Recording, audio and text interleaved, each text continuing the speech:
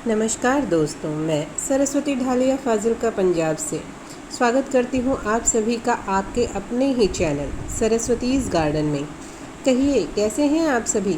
आशा करती हूँ स्वस्थ होंगे, मस्त होंगे और अपने अपने कामों में व्यस्त होंगे। तो आज हम बात करेंगे इस बेहद ही खूबसूरत प्लांट सुदर्शन प्लांट, जिसे गणेश जी का पौधा भी कहा जाता है। इसका एक वीडियो मैंने पहले भी अपलोड किया है। उस वीडियो को आपने बहुत ही प्यार दिया है, उसके लिए आप सभी का बहुत बहुत धन्यवाद। उस दिन हमने बात करी थी इस प्लांट के बारे में कि कैसा होता है, किस तरह इसका रखरखाव करना चाहिए, क्या इसकी क्या उपयोगिता है। आज हम बात करेंगे इस प्लांट को, जो मेरा एक प्लांट है रूट बाउंड हो चुका है, उसमें पानी नहीं जा रहा, उसे मुझे आज गमला देना है। आज हम इसी के बारे में बात करेंगे। आज मैं इस प्लांट को इस गमले से निकाल कर इसकी जड़ों की कटाई छटाई करूंगी और मुझे इसी प्लांटर में वापस लगाना है। इसीलिए हम आज इस प्लांट की रूट प्रूनिंग करेंगे और इसे दोबारा से प्लांट को लगाएंगे, क्योंकि इस प्लांटर में इसकी जड़ें फुल एकदम से भर गई हैं, जिसके कारण इस प्लांट की ग्रोथ नहीं हो पा रही है और इसकी पत्तियां भी एकदम श्रिंक सी हुई पड़ी हैं। तो चलिए शुरू करते हैं। पहले हम अपने गमले को टेढ़ा करेंगे और हल्के हाथों से डैब डैब करते हुए इसे निकालने की कोशिश करेंगे, लेकिन ये इतनी जल्दी नहीं निकल पा रहा है क्योंकि जड़ों ने इसे पूरी तरह से कवर किया हुआ है और इसे जकड़ लिया है। इसीलिए हम इसे पहले किसी औजार की मदद से साइडों को थोड़ा हल्का करेंगे, हल्का हल्का खुरचेंगे ताकि ये इससे आराम से बाहर निकल पाए।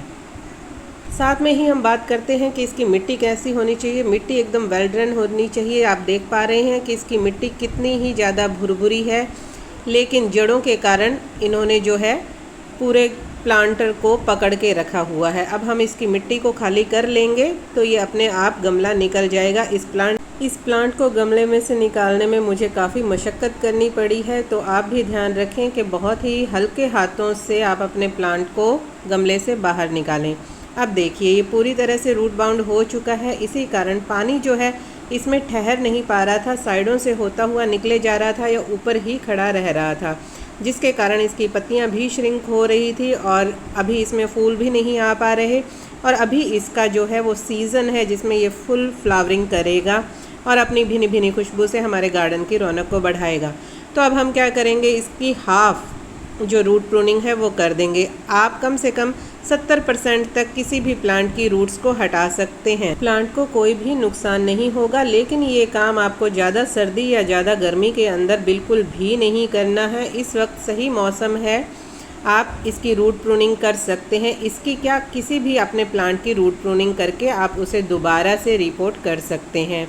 इसीलिए कभी भी रूट प्रूनिंग करनी हो, गमला चेंज करना हो, तो आपको मौसम का बिल्कुल ध्यान रखना चाहिए ताकि हमारे प्लांट को कोई नुकसान ना हो। देखिए मैंने इसकी आधी से ज़्यादा, लगभग 70-80% मैंने इसकी जड़ों को हटा दिया है। ये ऊपर के रेशे भी जो हैं मैं इनको भी हटा दूंगी और मैं वापस इसी गमले में इसे लगाऊंगी।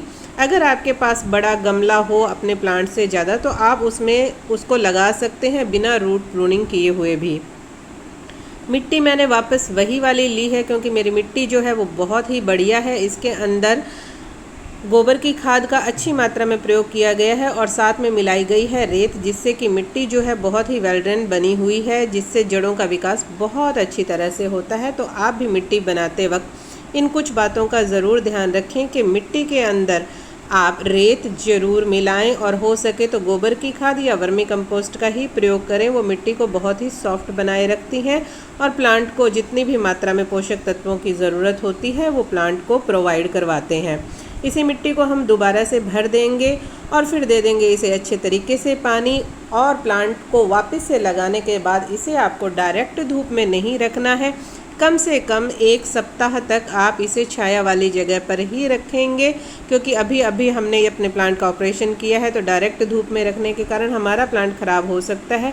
इसीलिए 1 सप्ताह पहले छाया में ही रखें, उसके बाद धीरे धीरे आप इसे धूप में शिफ्ट कर सकते हैं, क्योंकि ये फुल सनलाइट का प्लांट है। जब भी प्लांट को आप पानी दें, बिल्कुल अच्छे तरीके से पानी दें। पौधा लगाने के बाद तो आप उसको कम से कम 2 या 3 बार अच्छे से पानी दें और अच्छी तरीके से जब बाहर पानी निकल जाए उसके बाद आप इसे जहाँ पर आपको रखना है वैसी जगह पे आप इसे स्टेबल कर दें। अब मैं इसकी पत्तियों को हटा रही हूँ ताकि इसकी जो ऊर्जा है वो इन ख़राब पत्तियों में ना लगे और पौधा अपनी पहले रूट्स को बढ़ाएगा, फिर नई नई ग्रोथ अपनी स्टार्ट कर देगा। तो मैंने इसकी कम से कम 5 से 6 पत्तियाँ 4-5 पत्तियाँ मैंने इसकी हटा दी हैं ताकि हमारे प्लांट को नुकसान भी ना हो और हमारा प्लांट अच्छे से ग्रोथ कर पाए। तब आपको भी अगर अपना कोई भी प्लांट अभी चेंज करना है, प्लांटर चेंज करना है, तो आप अभी कर सकते हैं क्योंकि अभी बहुत ही सही मौसम है। तो दोस्तों, कैसी लगी आपको आज की मेरी छोटी सी ये जानकारी? आशा करती हूँ जानकारी पसंद आई होगी।